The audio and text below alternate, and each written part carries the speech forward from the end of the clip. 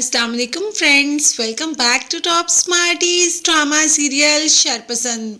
वली की माँ मिनाहिल को पसंद नहीं करती, मगर वली मिनाहिल से ही शादी करना चाहता है और ये बात मिनाहिल जानती है कि वली की माँ उसे बिल्कुल भी पसंद नहीं करती। अब तो मिनाहिल ने कह दिया कि मैं ऐसा हरगिज नहीं करूँगी। जब आंटी मुझे पसंद नहीं करती, मुझे अपने घर की बहू नहीं बनाना चाहती, तो मैं कभी भी ज़बरदस्ती उनके घर की बहू नहीं बनूंगी। वली, मैं तुमसे शादी नहीं कर सकती। मतलब मिनाहिल ने वली से शादी करने से इनकार कर दिया। वो माँ और बेटे के दरमियान कोई भी दरार कायम नहीं करना चाहती, इसीलिए तो वो साइड से खुद ही हट गई। वली, जो कि सिर्फ मिनाहिल से इसलिए शादी करना चाहता है कि उससे अपनी बहन का बदला ले सके। अब तो शायद उसके दिल में मिनाहिल के लिए कोई सॉफ्ट कॉर्नर हो ही जाएगा और शायद इसी तरीके उसे मिनाहिल से सच में मोहब्बत हो जाए। मोहब्बत वो मिनाहिल से करता है, मगर अपनी बहन का बदला भी तो लेना है, इसीलिए तो मिनाहिल के साथ ऐसे करता है। उसे अकेले मिलने के लिए भी बुलाता है, मगर अभी मिनाहिल जाती तो नहीं। खैर, मिनाहिल इनकार जरूर कर देती है। दूसरी तरफ फिदा और सनम की बात करें तो फिदा की तो टांग फ्रैक्चर हो गई और सनम को लाहौर जाना था एग्जीबिशन के लिए। अब फिदा भी नहीं जा सकता था और घर भी नहीं छोड़ सकती थी उसको अकेले। खैर, फिदा के लिए केयर टेकर हायर कर लिया और खुद लाहौर जाना पड़ गया।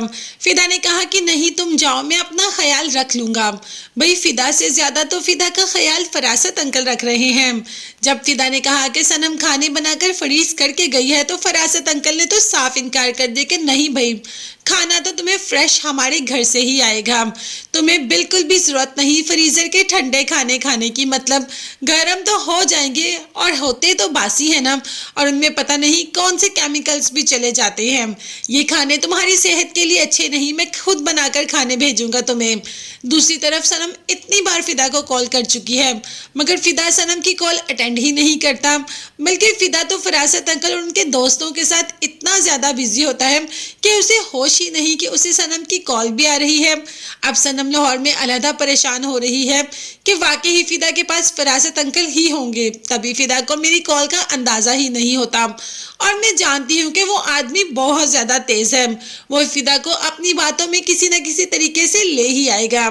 दूसरी तरफ फरासत अंकल की बीवी भी बहुत परेशान हो रही है कि फरासत अंकल तो फरासत सारा दिन उनके घर में रहता है, फिदा के घर में। तो कह दिया, फरासत जी आप सारा दिन उधर रहते हैं, मैं घर में अकेली बोर हो जाती हूँ।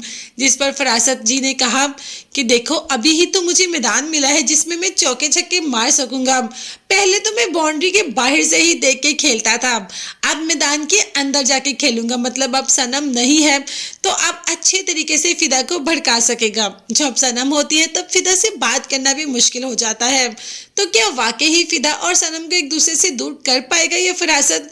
और अगर कर भी पाएगा तो फरासत का इसमें क्या मुफाद है? वो ऐसा क्यों चाहता है? भाई, वो किसी को खुश नहीं देखना चाहता और उसके साथ कोई मसला नहीं। चले, अब फरासत ये सब कैसे करता है, ये देखने के लिए चैनल को लाजमी सब्सक्राइब कीजिएगा, बेल आइकॉन भी प्रेस करें ताकि हर वीडियो आप तक बआसानी पहुंच सके। अपना बहुत ज्यादा ख्याल रखिएगा और अपनी कीमती दुआओं में मुझे और मेरी फैमिली को भी याद रखिएगा। नेक्स्ट वीडियोस तक के लिए अल्लाह हाफिज, bye bye and take care.